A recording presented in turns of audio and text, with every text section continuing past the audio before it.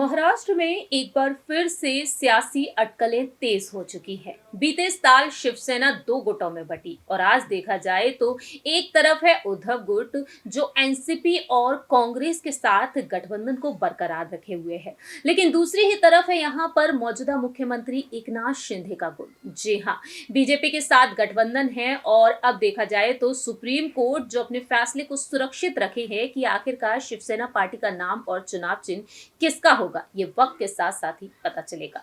लेकिन इसी बीच देखा जाए तो यहाँ पर सियासी अटकलें तेज हो चुकी हैं, क्योंकि अब बारी कहीं ना कहीं एनसीपी की आती हुई नजर आ रही है। क्या बीजेपी यहाँ पर सेंधमारी करने में कामयाब होगी, क्योंकि लंबे वक्त से अटकलें तेज हैं और दूसरी ही तरफ बयानों के आधार पर भी यहाँ पर सियासी अटकलें तेज है। हम बात कर रहे हैं यहाँ पर एनसीपी अध्यक्ष शरद पवार और उनके भतीजे वरिष्ठ नेता अजीत पवार के बारे में। जैसा कि आप जानते हैं कि महज एक दिन के लिए उप मुख्यमंत्री बने थे अजीत पवार और देवेंद्र फडणवीस के साथ उनका बेहतरीन बॉन्ड हमेशा ही देखने को मिला है।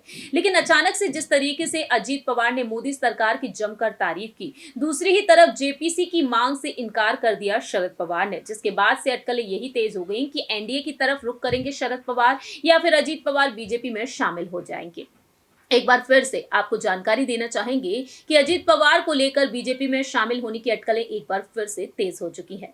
नमस्कार, मैं प्रांशी राठौर और आप देख रहे हैं नेक्स्ट 9 न्यूज। दरअसल हाल ही में शिवसेना यूबीटी से उद्धव ठाकरे के बेहद करीबी नेता संजय राउत ने अपना बयान दिया है। संजय राउत ने यहां पर बीजेपी में शामिल होने की अटकलों को लेकर अजीत पवार को लेकर अपनी बात रखी है। सबसे पहले आपको अहम जानकारी दे देते हैं कि अजीत पवार आखिरकार किस तरीके से मोदी सरकार की तारीफ करते हुए देखे गए।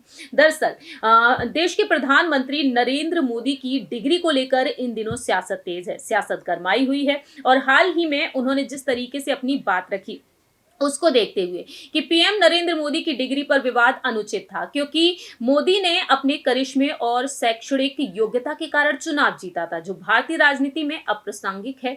और उन्होंने पीएम मोदी के नेतृत्व की सराहना की और कहा कि उन्हें इलेक्ट्रॉनिक वोटिंग मशीनों पर पूरा भरोसा है। संजय राउत ने कहा कि अजीत पवार का भविष्य राष्ट्रवादी कांग्रेस पार्टी के साथ उज्जवल है, वह बीजेपी में शामिल नहीं हो सकते। अजीत पवार एनसीपी के सीनियर लीडर हैं, उन्हें नहीं लगता कि वह बीजेपी में जाएंगे और उनके गुलाम बनेंगे। हमें उन पर पूरा भरोसा है, चिंता की कोई बात नहीं है। 16 मई को हमारी नागपुर में एक रैली है और उस रैली से पहले हम उनसे बात करेंगे। NCP supremo Sharad Pawar guardian हैं, हम उनके साथ हैं। मैंने और उद्धव ठाकरे ने शरद पवार से कई मुद्दों पर चर्चा की थी। हमारा संबंध फेविकॉल जैसा है, इसे कोई अलग नहीं कर सकता, इसमें कोई भ्रम नहीं है।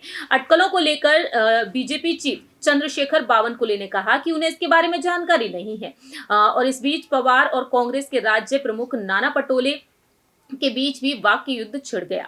लेकिन पवार का कहना रहा कि कई बार पटोले ऐसी बातें कह जाते हैं, एमवीए में मतभेद पैदा करती हैं। अगर उन्हें कोई आपत्ति है तो उन्हें मीडिया में जाने की बजाय इसे जयंत पाटिल और उद्धव ठाकरे के सामने उठाना चाहिए। तो फिलहाल देखा जाए अजीत पवार को लेकर अलग अलग यहाँ पर दावे किए जा रहे हैं, लेकिन संजय राउत यहाँ पर खारिज करते हुए नजर आए हैं और एनसीपी के साथ भी यही प्रयोग चल रहा है। देखा जाए तो शिवसेना विधायकों और सांसदों के खिलाफ ईडी की कार्रवाई जिस तरीके से चलती हुई नजर आई है, तो अभी देखा जाए फिलहाल यहाँ पर संजय राउत की तरफ से बड़ा बयान आया है। देखना दिलचस्प होगा फिलहाल जो बैठकें होंगी रैली से पहले, क्या वाकई में अजीत पवार यहाँ पर जो सुर बदलते हुए नजर आ रहे हैं, क्या बीजेपी की तरफ उनका रुख देखने को मिलेगा, क्योंकि देवेंद्र फडणवीस यहाँ पर जिस तरीके से एकनाथ शिंदे को अपनी तरफ खींचते हुए नजर आए हैं, दूसरी ही तरफ क्या यहाँ पर अजीत पवार सुर बदलते हुए देखे जाएंगे मोदी सरकार के समर्थन में, जिस तरीके से वह बातचीत कह रहे हैं। इस खास रिपोर्ट में इतना ही। बाकी की तमाम अपडेट्स के लिए देखते रहिए नेक्स्ट 9 न्यूज।